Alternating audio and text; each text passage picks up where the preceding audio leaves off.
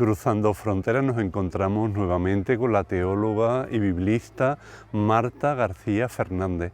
Con ella ya entablamos una profunda conversación en torno al Tríduo Pascual y en otro programa sobre la sinodalidad. En esta ocasión hablamos de un tema muy importante para la vida cristiana y también para la vida religiosa, como es el de la fidelidad.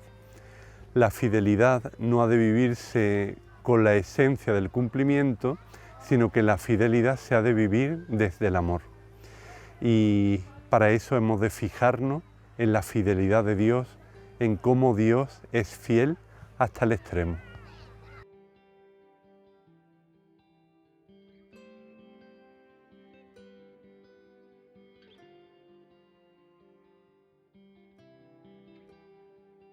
Pues qué alegría contar de nuevo con Marta García Fernández aquí en Cruzando Fronteras. Bienvenida, Marta. Gracias, Fernando. ¿Qué tal? Yo también estoy muy contenta de poder participar y de estar aquí con vosotros. Ya Marta es prácticamente de la casa. Bueno, yo tenía hace ya mucho tiempo mucha ganas de hablar con Marta de un artículo que ella escribió en la revista Confer, que es una revista de la vida religiosa en España, bueno, que se lee en muchísimos sitios, y el artículo se titula así: El problema de buscar la verdad es encontrarla y no saber qué hacer con ella. Bueno, este artículo, con ese título, que ahora nos dirás un poquito el título, que está inspirado en una película, pero sobre todo desarrolla toda la cuestión de la fidelidad. ¿No es así, Marta? Sí, bueno, pidieron, era una revista monográfica sobre el tema de la fidelidad y entonces me pidieron escribir y en ese momento estaba con la novela de Eloy Moreno, que es un autor que me gusta mucho, se llama Tierra. Es una novela que habla de, es una pequeña crítica, ¿no?, a todos estos programas televisivos y entonces la protagonista va buscando, porque su padre participaba en uno de ellos, entonces va buscando la verdad, ¿no? El padre muere y va buscando. Entonces llega un momento cuando ya la descubre, quién era su padre en realidad. Y entonces ella dice, ¿no?, esta frase, ¿no?, que el problema de la verdad es que cuando la encuentras, se pasa toda la novela buscando, no sabes qué hacer con ella, ¿no? Y bueno, yo pensaba, ¿no?, que a veces, no sé si también, ¿no?, aunque a veces tú la buscas y a veces a lo mejor te encuentras la verdad, ¿no? Y o te viene o te llega de forma inesperada, ¿no? O, por ejemplo, cuando incluso la buscas, a veces la buscas de una determinada manera y se revela de otra, ¿no? Cuando conocemos a las personas. Y entonces, pues pensaba que también el tema de la fidelidad es eso, saber gestionar, ¿no? Eso que a veces es acoger, es escuchar, es dejarte sorprender o comprometerte con, pues, ¿no?, con la verdad que viene, pues, de muchas maneras, pues como una persona caída, ¿no?, como nos narra la parábola del samaritano, ¿no? A veces no sabemos bien qué hacemos o cómo hacemos, ¿no? Por eso el título. En la pregunta por el don de la fidelidad se parece también tú como biblista a la parábola de los talentos. Ujú. Sí, porque bueno, un poco hay de varias maneras, ¿no? Expreso que claro, a veces o podemos tener la idea que la fidelidad es algo estático, hacer algo siempre lo mismo o responder siempre de la misma manera, ¿no? Y entonces, pues eso, para nosotros la fidelidad es fidelidad a una persona, y entonces eso pues requiere, pues como pasa, ¿no?, en el amor, en los matrimonios, pues no lo mismo si uno está enfermo, si a veces, no sé, o cuando ya llevas mucho tiempo, ¿no?, casado y eso, pues lo mismo, ¿no? Creo yo con Dios, ¿no? Que el crecimiento implica bueno, pues que no es, que es una fidelidad dinámica. Y a veces, pues claro, no es conservar en ese sentido, no es conservar, sino más bien arriesgar, ¿no? La parábola esa, sea, hay uno que se queda, ¿no?, con todo ahí guardadito y no invierte. Y que yo creo que, que ser fieles es arriesgarse por el reino, invertirlo todo, no un poquito, sino todo. Aunque a veces pues, puede parecer una locura, pero en el fondo es lo que ha hecho Dios, ¿no? Su fidelidad es haber invertido todo, ¿no?, hasta el extremo por nosotros. Entonces, en ese sentido lo traía un poco la parábola, ¿no? Pues para un poco explorar, ¿no?, lo que sería, o que creo yo que entiende la Biblia por fidelidad, aunque no venga la palabra fidelidad en esa parábola. Y siguiendo en esta misma línea, la fidelidad nunca puede ser estática, ha de ser a la fuerza dinámica porque seguimos a alguien, seguimos a una persona. Sí, claro, o sea, no sé, yo a veces cuando explico el tema del decálogo, y a lo mejor se entiende así mejor también porque no es a Dios y a los hermanos, ¿no? Ahí hay el 10.º mandamiento, a mí me llama la atención que pone lo del deseo, ¿no? Y dice, no, dice lo mismo que la segunda tabla, pero desde la clave del deseo. O sea, no solamente no robarás, sino no desearás, ¿no? Y entonces, un poco lo que hace es que como que el deseo no sea lo normativo, que lo normativo es el otro, ¿no? Entonces, la radicalidad vendría de ahí, o sea, que el otro viva. Entonces, eso exige no solamente no robar, no matar, no una ley de mínimos, sino de máximos. O sea, es necesario que el otro se convierta en lo normativo, que suena un poco mal, porque dice, bueno, la norma de la asistencia, ¿no? A lo mejor que Dios, pero en el fondo es que tú vives completamente atraído y entonces al final completamente volcado y entonces pues al final es eso lo que, pues como, ¿no? Un poco la imagen trinitaria, ¿no? Es el otro, ¿no? Lo que tú quieres, lo del otro, ¿no? Que el otro viva o que el otro esté bien. Entonces eso es una exigencia interior, no una exigencia de estas, a veces pongo rancia, ¿no? O un poco así autoimpuesta, sino que no lo vives como exigencia en el fondo, sino como expresión del amor y de la donación, en ese El sentido. artículo está estructurado en tres partes, además como la conocida película de Julia Roberts, Come, reza y ama, porque te gusta a ti mucho el cine, ¿no? Sí, me gusta ver algunas películas y eso, y me gusta la lectura, leer novelas y me gusta también, algunas películas, ¿ves? No me considero una experta en el tema, pero sí me gusta ver algunas películas y eso, y también me impresionó, impactó esa película que había visto y dije: "Bueno, pues mira, pues que la articula así, solo que con las virtudes teologales, pero bueno, porque también, pues son ama, ¿no? Cree y espera, sí, así como tres verbos enunciados así, pues que también me parecía que podía ayudar a estructurar lo que es la fidelidad, que en el fondo es crecer, ¿no? En ese amor y en esa, lo que entendemos nosotros por las virtudes teologales, que ponemos tres, pero que en el fondo hay una articulación, ¿no? Que están unidas.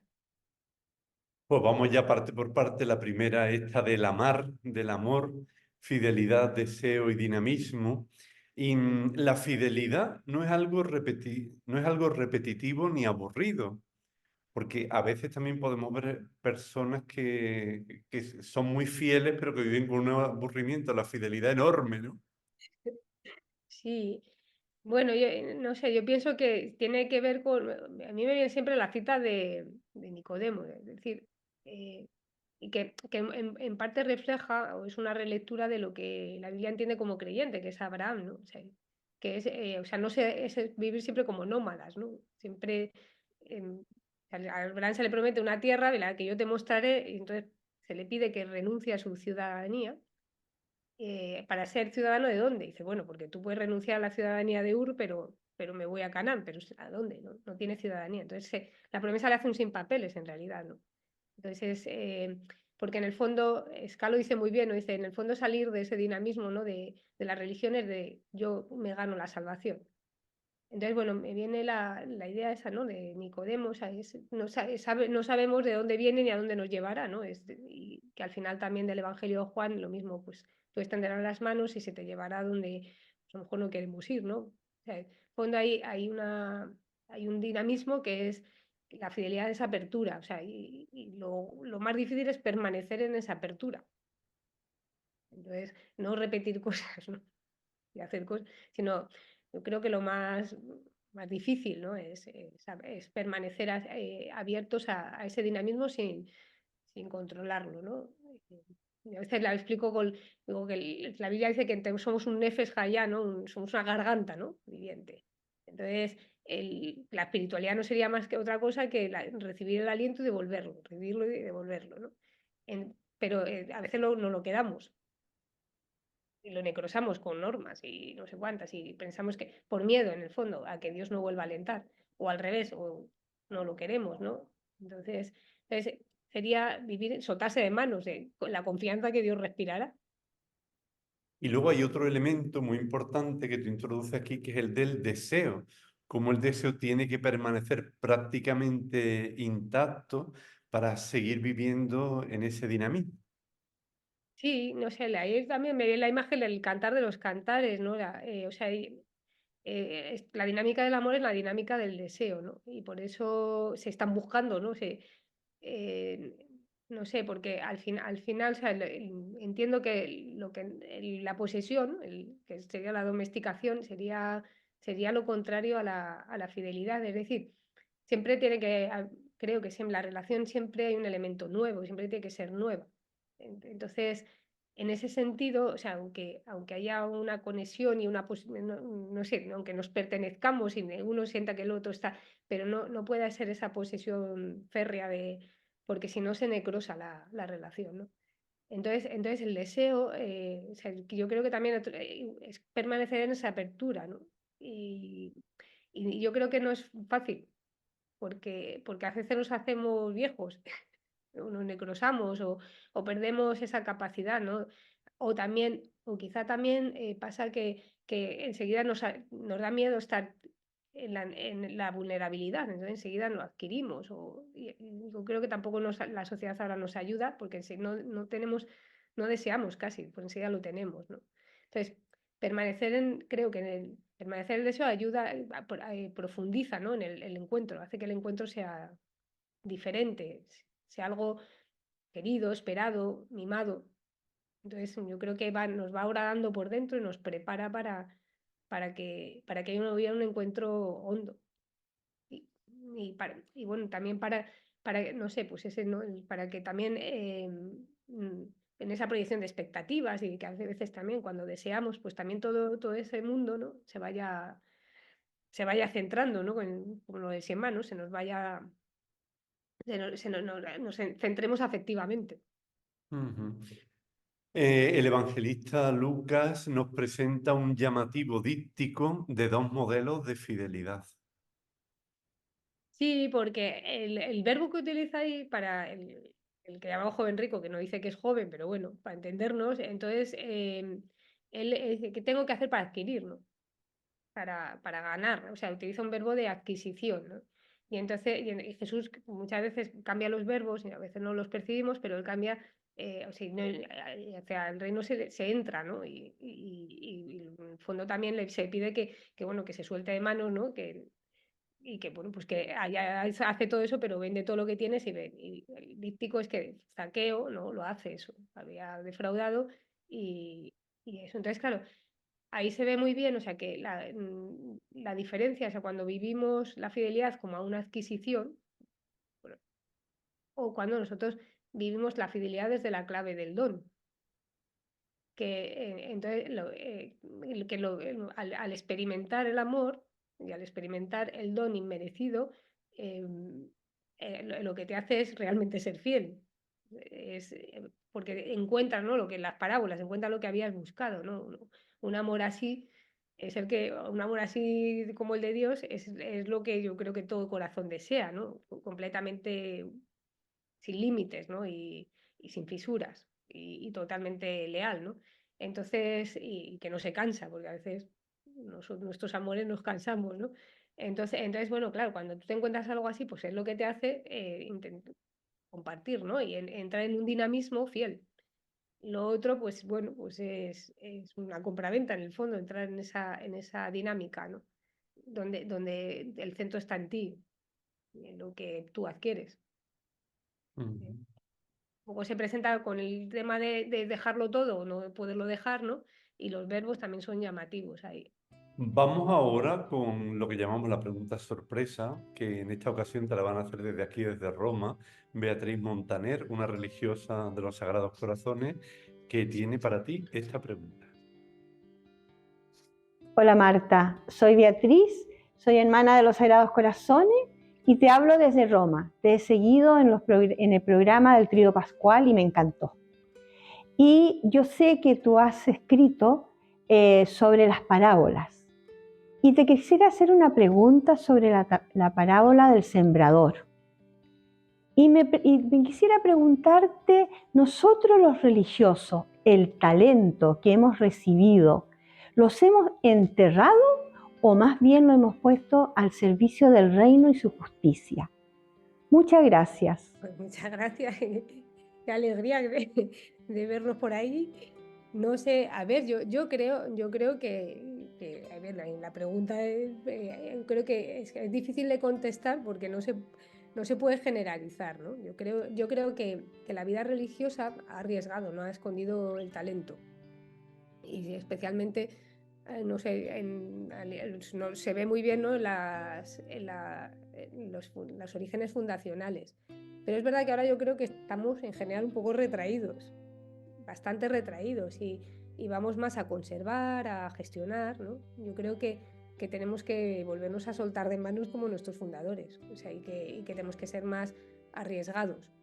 Entonces, ellos empezaron sin nada, pero no por eso fueron más generosos porque no tenían nada y entonces puede ser generoso, sino que arriesgaron después también y apostaron por lo que nadie apostaba, ¿no?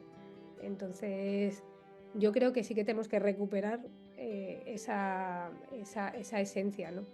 Y bueno, también un poco cuando hablé con lo de la parábola está el sembrador, que a mí siempre me ha gustado la interpretación que hace Jean-Louis Escar, que es un profesor que ahora ya está jubilado del bíblico, y él decía eso, que se podía ver como las diferentes fases de la vida, ¿no? Y ahí un poco ahí lo explico en el artículo, y por eso hacía también esas preguntas, ¿no? Y yo creo que si estamos en alguna de las fases, es en la de la última, en el tema de la gestión. Bueno, él va explicando, porque la parábola lo permite, porque se va viendo cómo va creciendo la plantita. Entonces, al principio, la semilla que cae, bueno, se la llevan los pájaros. Entonces, bueno, yo a veces también cuando los digo en clase, digo, se ríen los alumnos, digo, esto con los 20 años, o te vas a unas convivencias, vienes eufórico, y entonces ahí tiene, y tal, la vocación, el noviciado y tal. Y, claro, y eso se lo puede llevar cualquiera. Digo, ya después cuando empiezas un poco a crecer, empieza un poco un tallito tierno y eso, pero viene un sol de justicia a los 30, a los 40 y te quedas. Entonces, pues bueno. Y ya la de los 50, digo, y si ya se ríen, digo, es la de la gestión, ya que somos imprescindibles y entonces estamos todo el tiempo y te ahogan has superado lo otro, pero te ahogan. Y bueno, no sé, es decir, ha habido momentos a lo mejor que nos hemos ilusionado con algunas cosas que hemos hecho, pero a mí me impresionó a Antonieta Potente en el 2004 en un congreso ahí en Roma, que decía que nos habíamos cansado de los pobres, que habíamos. Y bueno, y entonces ya, y lo digo ahí un poco en el artículo, ¿no? Y pues que a veces tenemos buenas ideas o hacemos buenas, y ya es mucho, que, eso, que es tomar opciones, pero enseguida se lo puede llevar cualquiera, ¿no? Y bueno, y también a veces hemos superado estoicamente, y no solo estoicamente, sino con bastante generosidad, crisis importantes que hemos vivido en la historia, porque nuestras congregaciones tienen bastante historia, pero ahora nos puede matar la gestión. Y entonces, y no sé, y a mí eso me ha hecho pensar, mi fundadora, que era una mujer, María Rosa Bolas, que fue una mujer debía ser una mujer muy capaz, muy audaz y bueno, muy trabajadora, hizo muchas cosas. Te llama la atención que cuando lees los testimonios, lo único que se acuerda la gente es de la relación que ella, que se había relacionado con ellos, que les había estado hablando, que les había estado escuchando. No se acordaban de si ha abierto 1500 colegios y los ha conservado y tal. Se acordaban de la relación y lo que esa relación les empoderó. Entonces, claro, yo a veces me pregunto, ¿no? Digo, ¿nosotros dejaremos las obras o dejaremos, y la podemos hacer con toda la buena intención por el reino, ¿no? Que lo hacemos con buena intención por mantener la obra evangelizada, pero claro, a lo mejor se nos está olvidando lo más importante, es que la gente lo que necesita es que nos relacionemos. Y eso sí que creo que lo deberíamos de pensar, que eso, porque es verdad que pues a veces hay mucha burocracia, está todo esto, pero puede ser también que nos asuste relacionarnos, ¿no? Yo creo que el legado que hay que dejar es ese, no lo otro, ¿no? Entonces ahí sí que, como institucionalmente, creo bueno, que nos tenemos o sea, que puede ser una forma de enterrarlo o sofocarlo, entrar en esas dinámicas que con toda la buena intención, pero es también como a veces pasa que con toda la buena intención muchos padres pues intentan darle la vida mejor a los críos y a veces se pasan todo el día trabajando y no los ven. Y entonces, claro, pues, y se hace pensando lo mejor, pero al final el futuro es que tú estés y que te relaciones. Y nosotros también podemos caer en querer dejar un futuro y sin embargo hipotecarlo así, ¿no? Esa era un poco la idea. No sé si he respondido, pero bueno. Y tú aquí dices también en el artículo que de 4 intentos, uno solo llega hasta el final. Sí. Y aunque pueda parecer una proporción desoladora, sin embargo, nos habla también de la desproporción. Sí, porque al final el que fructifica, fructifica por todos. Y más que por todos. Entonces, pues bueno, también porque nos puede, bueno, la vida es así, en cualquier momento se puede truncar algunas cosas, ¿no? Yo creo que no se llega a truncar porque se reconducen, pero es verdad bueno, pues lo hemos visto la vida de fundadores, de hermanos y hermanas que viven a nuestro lado, de personas también con las que trabajamos, familias, matrimonios. Entonces, ves que son personas muy fecundas y que bueno, pues a lo mejor han dado fruto y recibimos de sus frutos, vivimos de sus frutos. Entonces, pues bueno, en eso también es esperanzador porque hay una comunión también entre nosotros, ¿no? Y hay gente vamos, que sigue, que su vida ha sido muy fecunda o es muy fecunda. Entonces, pues sí. Me ha hecho mucha gracia cuando tú dices que en las compañías móviles la fidelización se equipara a un contrato de permanencia, pero claro, importa que permanezcamos, pero sobre todo el modo, ¿no? Y aquí ya introduce el tema de la intensidad. Sí, ay, bueno, eso también, eso, que mis alumnos también saben que siempre pongo lo de Vodafone, lo debo tener grabado a las 3 de la tarde que te llaman y yo les digo, ¿ustedes creen que así van a tener más clientes? Llamen a otra hora. Bueno, sí, pues sí, no, o sea, claro, a veces va un poco la misma línea, o sea, de no permanecer a costa de cualquier cosa o de estar simplemente un cumplimiento, y después tampoco la fidelidad tiene que ver con pues, parasitar o estar simplemente, porque llega un momento que nos podemos acomodar bueno, pues y vivir y ya está, pues como puede pasar, ¿no? En los matrimonios, pues ya nos hemos acostumbrado a vivir juntos y ya está, ¿no? Entonces, claro, la pregunta de la fidelidad no es si se está o no se está, ¿no? Sino cómo se está. Y eso, por ejemplo, me parece importante, pues también porque a veces ha habido muchas salidas y, claro, uno se plantea cosas, e incluso, bueno, me pareció también un documento importante, el de Odres Nuevos, que llega a decir, ¿no? Que ha habido posibilidades que las personas hayan podido ir hasta con vocación, ¿no? Entonces, pues bueno, sí, esto también creo que, como todo, ¿no? Pues como cuando las personas se separan, pues que habrá verdad de una parte y verdad de la otra, pero que a veces también institucionalmente hay que preguntarse, ¿no? Y entonces, bueno, y es estar o no estar, pero ¿y cómo estamos, no? Y cómo se está en las comunidades o cómo... Entonces yo creo que eso también es importante porque afecta a la fidelidad de todos, ¿no? Porque nos ayudamos a crecer, ¿no? Y nos sostenemos, ¿no? En este camino.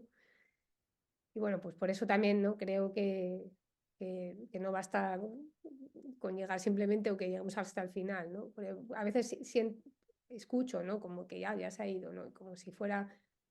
Pero claro, la pregunta que hay que hacernos es cómo hemos estado, ¿no? Todos. Entonces, bueno, pues no sé, no es solo que uno esté hasta el final simplemente, ¿no? Eso, entonces, bueno, pues por eso, como se decían de reflexionar, ¿no? La fidelidad, pues yo lo mediría por ahí. Y continuando este tema de las medidas, hablas también del barómetro de la fidelidad, que no se ciñe solo al espacio, sino al voltaje, con una cita del Deuteronomio, donde ya introduces también el aspecto de la exclusividad, con todo el corazón, con toda la mente, con todas las fuerzas.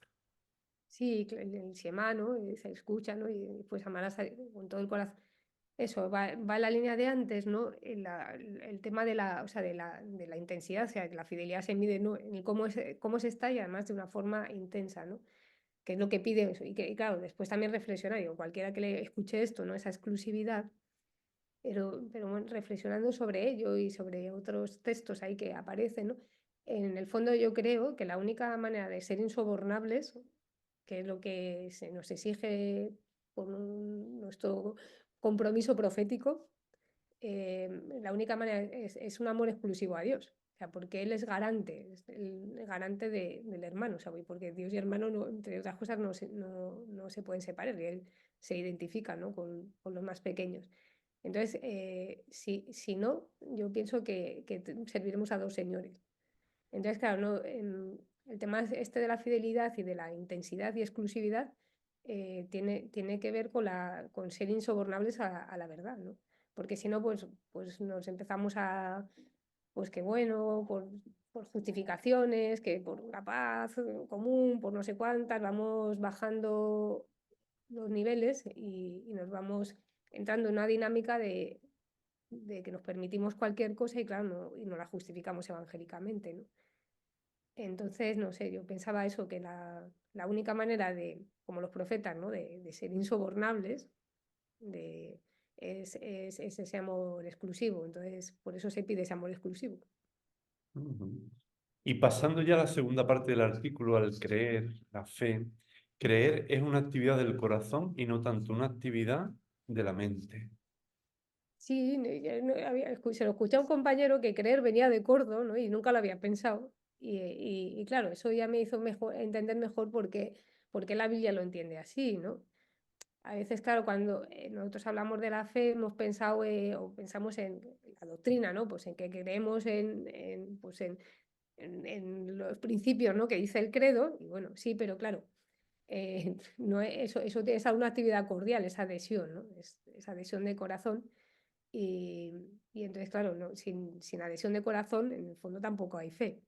O sea, entonces, no, por eso amar y creer estarían también unidas, ¿no? Entonces, por eso digo que no es una actividad principalmente del corazón, que implica la confianza, que implica esa adhesión que no es fácil y claro, pues no es simplemente recitar pues un credo o sea, que también un poco la escritura lo ve desde esa línea, ¿no? O sea, creer es tener un suelo, ¿no? Estar apoyado en ese suelo, ¿no? Entonces, adherido, ¿no? Entonces, utilizan un verbo que es muy bonito, que es el verbo pegarse, ¿no? Estar pegadito así como una lámpara, más o menos, pues pegarse a Dios, ¿no? O sea, como un crío que se pega al pecho de su madre, pues así estar pegado, ¿no? Entonces, en esa línea sería. Y luego aquí hay una pregunta también que nos zarandea, una pregunta de esas potentes que lanza. ¿De verdad creemos en la debilidad más que en el poder, en la fuerza del amor, la paz, la verdad, la justicia, más que en la del egoísmo, el odio, la mentira y la violencia? Claro, o sea, o sea, yo creo que si respondemos técnicamente decimos que sí, pero un poco ahí ponía también lo del padre Arrupe y dice, bueno, eso es lo que te saca por las mañanas, lo que amas, lo que piensas, en lo que dedicas tus fines de semana. Entonces pensaba claro, que para responder estas preguntas, realmente, o sea, hay que mirarse realmente qué es lo que nos saca por la mañana, qué es lo que realmente nos preocupa, de qué hablamos, porque en el día a día, en el fondo, o sea, lo de la monolatría del corazón es complicado, o sea, evidentemente nosotros decimos que creemos en esto y es sincero y creemos así, pero después nuestras actitudes en el día a día pues muestran que a veces pues el fracaso no lo entendemos bien o optamos por cosas que son más vistosas o no siempre tomamos vamos por la vía más pobre, nuestros criterios no distan a veces bastante de lo que en realidad profesamos, ¿no? Y entonces, pues bueno, creo que, o sea, si contestáramos a las preguntas en intención y en sinceridad, pues seguramente sí, pero después si nos analizamos, pues todavía nos queda un tramo o bastante, ¿no? De convertirnos a creer en un Dios así. O sea, no sé si terminamos de creernos en un Dios como el de Filipenses, ¿no? Que se despoja y bueno, que se pone a servir. Es como la vulnerabilidad, ¿no? Lo que eso significa Ya realmente. pasando a un lenguaje más metafórico también, la fidelidad es oler a evangelio. Sí, sí, bueno, porque al final también, o sea, más allá de lo que profesamos verbalmente, o sea, cuando hay algunos sentidos que son más potentes, como el de probar, pero también el de el oler, ¿no? Porque es lo que tú transpiras, ¿no? Entonces, eso también, un poco con lo del Shema, lo decía ahí también, ¿no? Pues que lo escribirás en las jambas de tus puertas, pero no, bueno, pues en el fondo también es una forma, ahí no es algo intimista, sino es algo que cuando uno lo vive, por todos los poros los va transpirando, ¿no? Entonces, y los demás lo perciben, ¿no? Entonces, en ese sentido, cuando uno vive centrado pienso que la vida religiosa está centrada en Dios y en los hermanos, entonces, más allá de lo que diga, lo está diciendo con su propio cuerpo, ¿no? Donde está. Y entonces eso también me parece que es importante, porque a lo mejor pues podemos decir muchas cosas, pero la vida ir por otro lado. Entonces ahí la fidelidad se juega ahí. Y también con una cita de John Sobrino dice que hemos de buscar la voluntad de Dios donde realmente se encuentra, que es donde se juega la vida y la muerte de los hombres. Sí, ahí me impresionó, me impresionó leyendo. Él hace el prólogo de todos los escritos, de uno de los parte de los escritos de Monseñor Romero, de las homilías. Y entonces, claro, me impresionó primero que dijera, bueno, yo lo primero que tendría que decir es algo que es obvio, que Monseñor Romero creyó en Dios, ¿no? Y lo que significa creer, ¿no? Y lo que significa creer es eso también, o sea, buscar la voluntad de Dios allí donde realmente está, ¿no? En lo que Eduardo Meana, que es muy bonita esa canción, ¿no? En nuestra declaración de domicilio, donde realmente estamos, en qué lado de la vida estamos. Entonces, donde se juega, está lo profundamente humano, donde, ¿no? Bueno, pues es eso, y va en la línea, o sea, no lo decimos estar, sino donde realmente estamos, ¿no? Y a veces, no sé, podemos estar buscando, no sé, la voluntad de Dios, yo qué sé qué, o hacer pues, muchos discernimientos, y a lo mejor no están dándonos cuenta de qué lado está, dónde está Dios, ¿no? O sea, y no sé, me impresiona el texto de Mateo 25 porque al final no dice, venid a mi derecha los que rezáis el Padre Nuestro y vais a misa, y a mi izquierda, sino tuve hambre y me disteis de comer, ¿no? Y tuve sed y me disteis. Y bueno, ya la comunidad de Mateo seguramente se estaba planteando cuál es el confín entre creyente y no creyente. Y Mateo siempre tiene utiliza las mismas parábolas, pero siempre tiene un final diverso. Pues no solo basta entrar, sino después uno que va mal vestido se va. O sea, porque debía tener la comunidad que piensan que por estar bautizado ya esto es suficiente, ¿no? Entonces, bueno, pues a veces es así, ¿no? Es subversivo, ¿no? La cuestión, ¿no? O sea, el criterio a veces es otro, ¿no? Y entonces podemos un poco liarnos y a lo mejor hay gente de muy buena voluntad que hace esto y nosotros no. Entonces, bueno, pues por eso me parece que la frase de John Sobrino, pues sí, ¿dónde está la voluntad de Dios? Ujú. Y después también otra parte bastante crítica del artículo y que es una pregunta que te hacen, ¿no? También en la manera en la que se pueden vivir las cosas en la vida religiosa y también en algunos asuntos más complicados, si hay que hacerlas por protocolo, porque hay que hacerlo así, o si realmente esto nos remece por dentro, ¿no? Y dice, ¿somos fieles a la verdad de las víctimas de abuso o somos fieles y escrupulosos solo con el cumplimiento de los recién estrenados protocolos? Y hablas del perfil alto de los abusadores y del perfil bajo de las víctimas. Ujú. Me parece muy valiente y muy claro. Sí, bueno, incluso el mismo título también, o sea, yo tuve todo el tiempo a las víctimas de abusos en la mente, ¿no? Y el mismo título, porque, bueno, si tienes la experiencia de que venga alguna víctima a contarte algo, entonces de repente te encuentras con una verdad que no sabes qué hacer con ella. Y entonces, bueno, pues yo entiendo que a nivel institucional una persona se abre es complejo porque, bueno, pues porque también todo el mundo tiene presunción de inocencia, y entonces es una situación compleja, pero es una situación que está. Y bueno, pues viendo muchas veces lo que han sufrido las víctimas, no solo por el abuso, sino después todo el periplo ¿no? que tienen que pasar, ¿no? Y a veces que no son creídas y se las victimiza más, pues bueno, pues también es una cosa que es preocupante a nivel social porque te das cuenta, o sea, ¿no? Como escriben muchas personas, ¿no? También de la difícil, ¿no? Y además simplemente con que lo hagan 30 años después ya te llama la atención cómo es posible que esto haya podido pasar y que 30 años después una persona y después se le someta o digan mi primera denuncia fue y después hasta que eso se mueve sean tantos años. Pero después también en la parte también eclesial pues hay una parte que a veces estamos reacios. Entonces a nivel social también lo veo, ¿eh? En los colegios se tienen protocolos, se tiene no sé qué, parece que como que también con los niños, ¿eh? Pequeños, y parece que está todo solucionado porque hay protocolos, pero cada vez aumenta más. Entonces, claro, la pregunta es, bueno, ¿funciona o no funciona?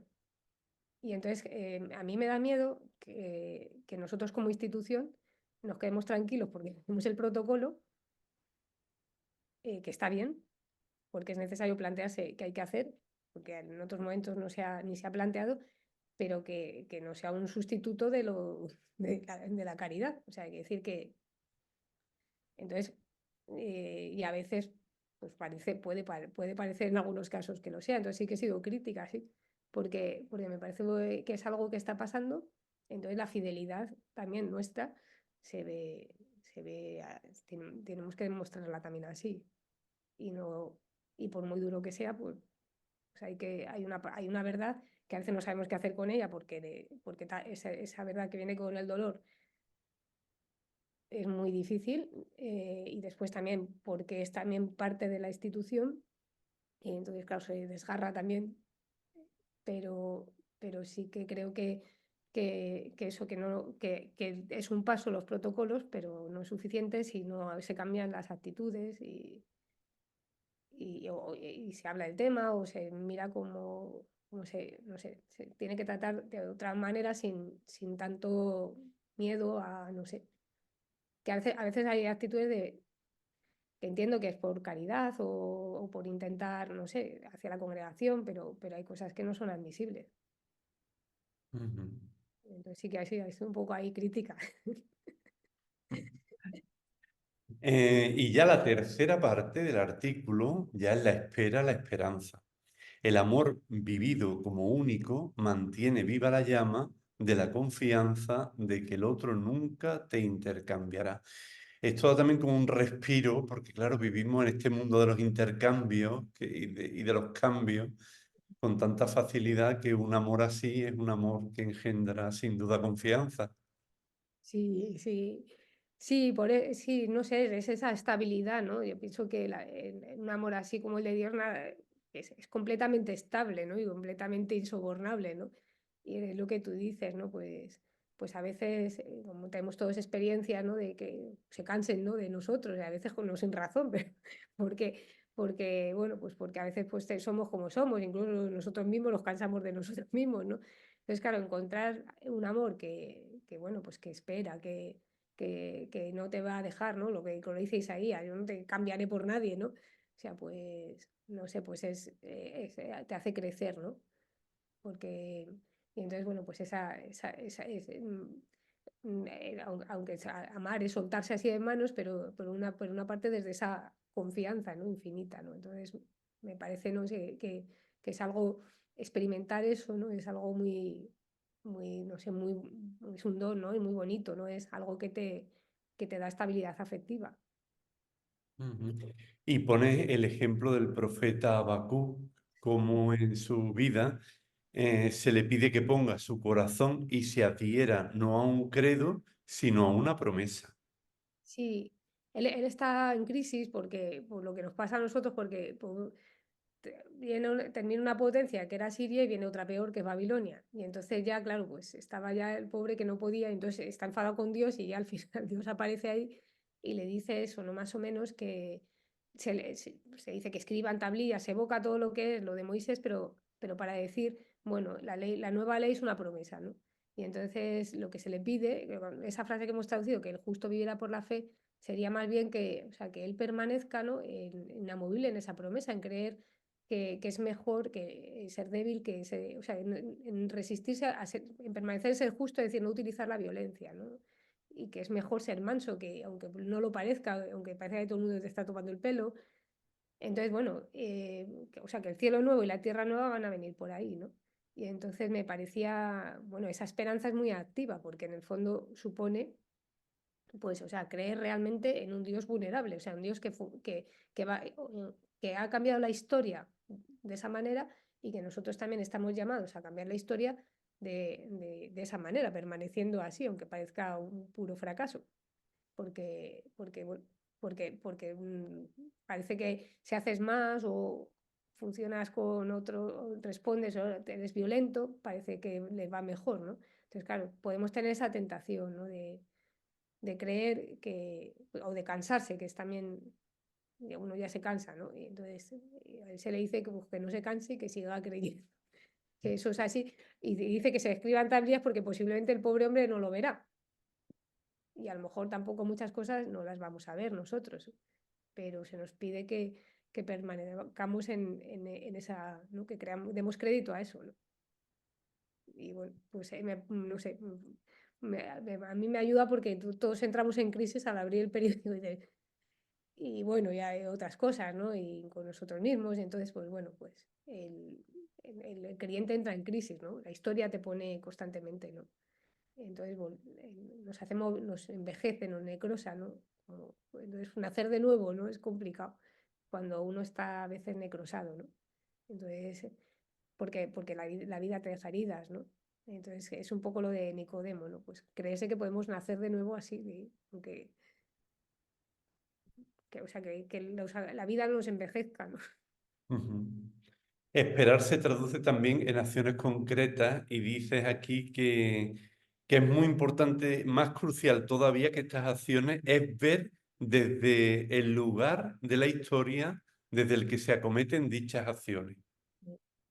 Sí, porque no sé, a veces a lo mejor damos va la misma línea de la vulnerabilidad. O sea, no sé, Jesús no solo hizo cosas, sino desde dónde las hizo, cómo las hizo, ¿no? Entonces, yo pienso que también un poco ahí vuelvo a la canción vivo en el lado, ¿no? Profundamente humano de la vida, ¿no? Es decir, a veces hacer acciones nos puede hacer sentir omnipotentes y creer que estamos cambiando así las cosas, ¿no? Y vamos también en la misma línea en la gestión y todo esto, ¿no? Y yo creo que la cuestión está en el cómo, ¿no? En el cómo y desde dónde, ¿no? Esa declaración de domicilio. El- em, Jesús y los profetas vivían en medio de. Entonces, el tema este del habitar, ¿no? como dónde estamos, ¿no? Desde la vida religiosa, de cómo habita, ¿no? Cuál es su hábitat, ¿no? El habitar es profético. No es ya una declaración de intenciones, una declaración de domicilio, ¿no?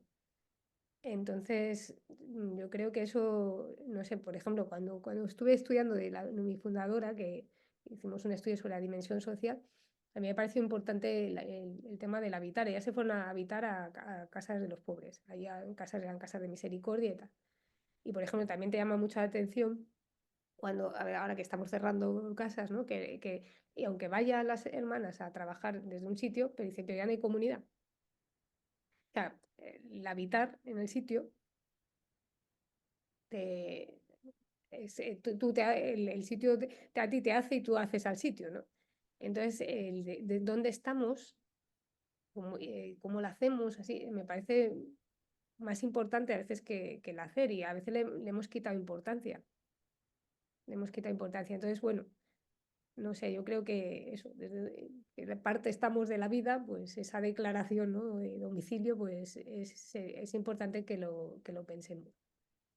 Marta, has nombrado creo que ya un par de veces a tu fundadora, pero no has dicho el nombre. Dinos quién es la fundadora de las Eh, Hermanas de Nuestra Señora de la Consolación. Es María Rosa Molas y Valvé. La canonizaron ya hace tiempo y nacimos en 1857. Eh, veníamos de las Hijas de la Caridad. Por lo visto, allí había unas hermanas que estaba una tal Sor Estivil, que técnicamente era de las Hijas de la Caridad, pero estaban separadas. Era un momento convulso y por lo visto ellas estaban separadas. El caso es que cuando entra nuestra fundadora no lo sabe. Entonces, después la envían a Tortosa, primero con 4 hermanas, después mandan otras llegaron hasta 12, y allí les debieron decir que las que estaban en Reus, que no eran hijas de la caridad.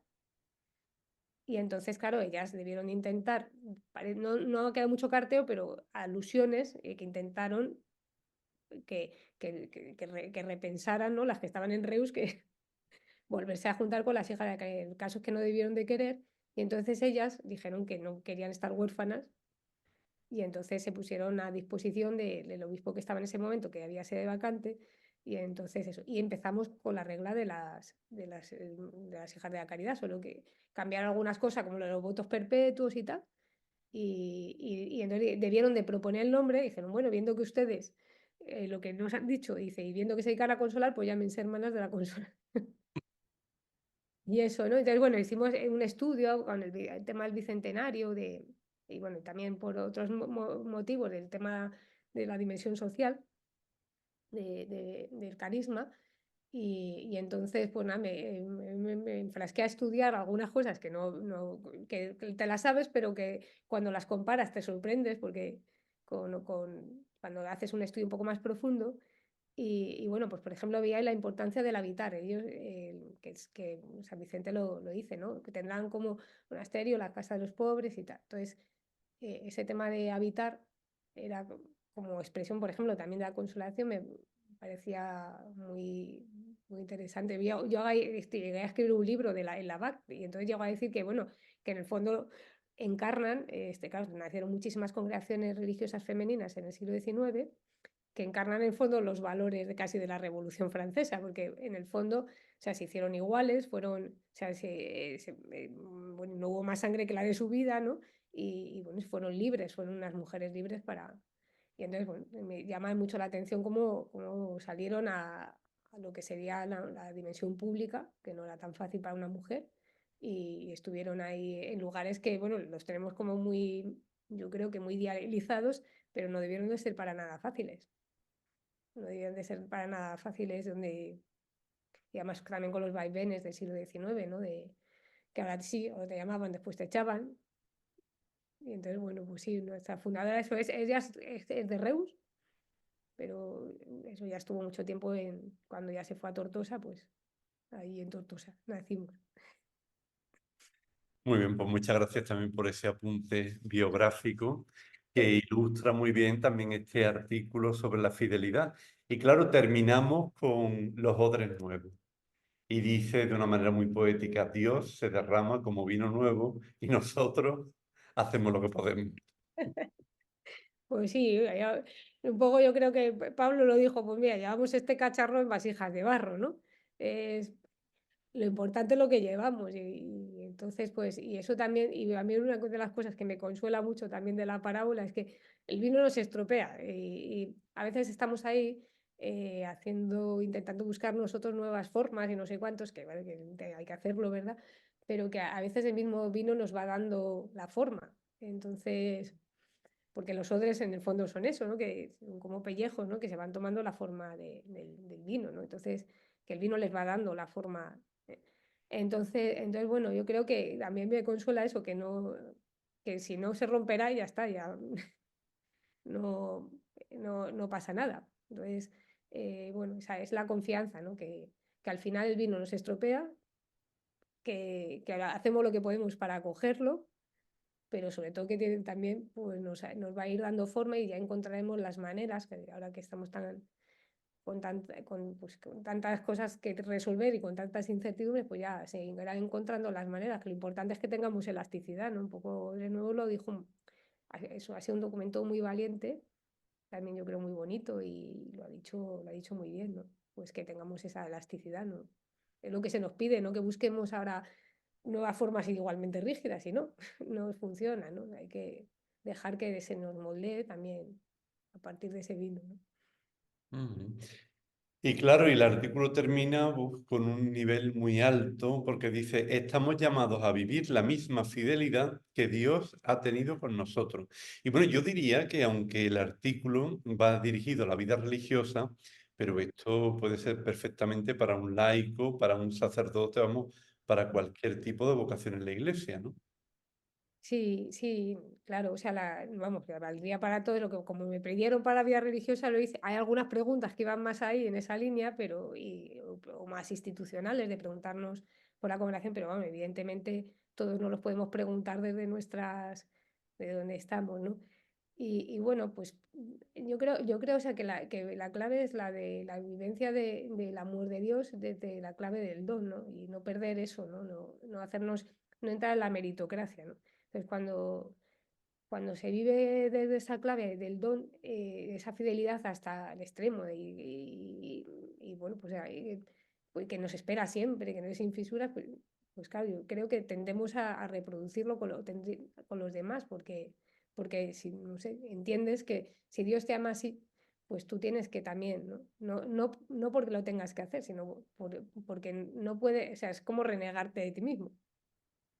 Entonces, bueno, que siempre distará y habrá distancia, pues seguramente, pero que con esa autenticidad creo yo que se intenta, ¿no? Cuando tú experimentas algo así, ¿no?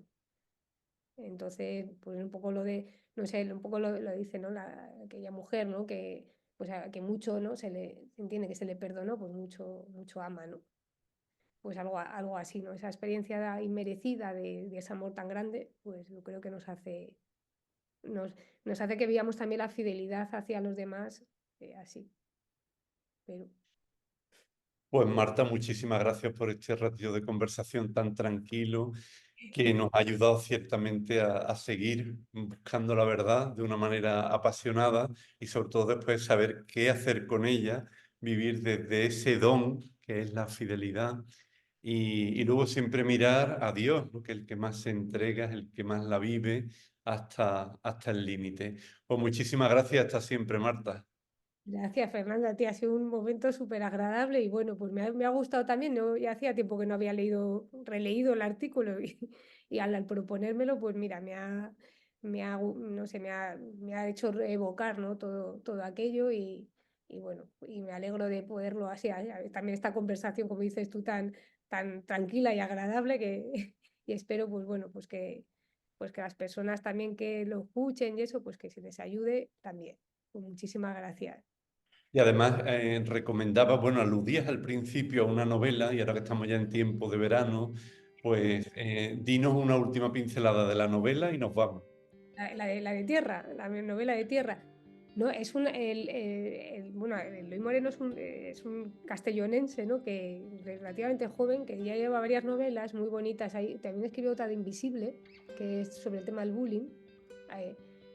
Tiene novelas muy bonitas. Bueno, esta lo que trata, la trama es de un concurso, ¿no? O sea, cómo se hacen los concursos. Entonces, esto simula que se van a Marte. Y entonces bueno, es como una especie de pues eso, de performance, donde van siguiendo tipo Gran Hermano la vida de estos que están en Marte, que en realidad después no están. Y entonces, bueno, hay detrás toda una trama, porque ahí hay un problema, ¿no? Y entonces intentan silenciar a las personas y tal. La protagonista se lleva mal con su padre, que es el que monta el programa, y entonces empieza a tirar del hilo y entonces empieza a descubrir toda la trama que hay detrás de este programa y lo que ha pasado y no ha pasado hasta que, porque a su padre lo asesinan debido a este tema, entonces ella empieza aunque no se había hablado con él, pero empieza a interesarse. Y entonces es bastante, o sea, se lee rapidísimamente y bueno, pues te va poniendo, o sea, él es un autor que pone muchos temas por ejemplo, de niños, de la enfermedad de los niños, del bullying, o sea, temas sociales que son interesantes y bueno, pues que en el fondo constituyen una crítica. Pero claro, cuando ya llega al final, pues claro, ya se siente, después de toda esa búsqueda, ¿no? Dices, se sienta a tus días y dice, ¿y ahora qué hago con esto? ¿No? ¿Cómo gestiono toda esta verdad? ¿No? Y entonces, pues bueno, pues a veces te encuentras así, ¿no? Pero que sigues y después cuando lo encuentras, ¿qué haces, no? Y a veces hay que simplemente acogerlo. Pues acogerlo, ella tiene que acoger lo que ha sido la vida de su padre. Entonces, pues bueno, pero esto es muy interesante, ¿eh? Y a este autor se lo recomiendo. Tiene otra vez que es diferente, que también es de una niña que está malita y es muy bonita, son muy tiernas y bueno, pues va sacando así, con su manera que tiene de escribir, que es muy particular, va sacando temas que son, bueno, el invisible también es del bullying muy interesantes. Pues nada, seguiremos también la pista de Eloy Moreno. Pues hasta siempre, Marta, y muchísimas gracias. Gracias, Fernando. Si te ha gustado esta entrevista en Cruzando Fronteras, te animamos a que te suscribas a nuestro canal, que le des a like, que actives la campanita y que hagas tus comentarios en las redes sociales. Muchas gracias.